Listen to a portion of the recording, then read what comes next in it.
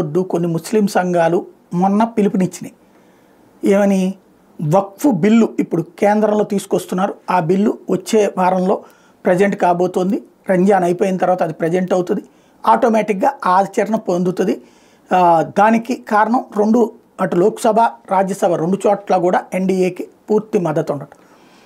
చంద్రబాబుని దానికి మద్దతు ఇవ్వద్దని చెప్పి ఒత్తిడి తెచ్చే క్రమంలో భాగంగా, ఎందుకంటే చంద్రబాబు కీలకమైనటువంటి భాగస్వామిగా ఉన్నారు కాబట్టి వాళ్ళు మద్దతు ఇవ్వకపోతే ఆగిపోతుంది అన్నటువంటి కాన్సెప్ట్ని బేస్ చేసుకుని ఆపే ప్రయత్నం చేస్తున్నారు. అందులో భాగంగా మీరు దాన్ని వ్యతిరేకించాలి, లేదంటే కనుక మేము మీ కార్యక్రమాన్ని బహిష్కరిస్తామంటూ రంజాన్కి సంబంధించినటువంటి విందు ఏదైతే నిన్న ఇచ్చారో ఆ విందుకి అటెండ్ కాబోము అని ప్రకటించారు.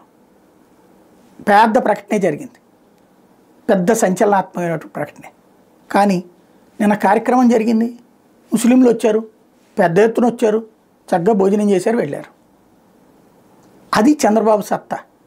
ఒక కమ్యూనిటీ పేరు మీదన వచ్చిన బెదిరింపును కూడా పట్టించుకోకుండా మళ్ళీ ఓ భారీ సభ పెట్టి అక్కడే చక్కటి కార్యక్రమం నిర్వహించుకుని, పైగా వక్ఫ్కు సంబంధించిన మీ ఆస్తులు, అంటే అసలు పాయింట్ పక్కకి వెళ్ళిపోయింది, వక్ఫ్కు సంబంధించిన ఆస్తుల ప్రాబ్లం రాకుండా చూసుకుంటాను లాంటి ప్రకటన ద్వారా జాగ్రత్తగా చేశారు. మీడియా ఇదే జగన్ అయ్యుండుంటే రచ్చ చేసి వదిలిపెట్టేది.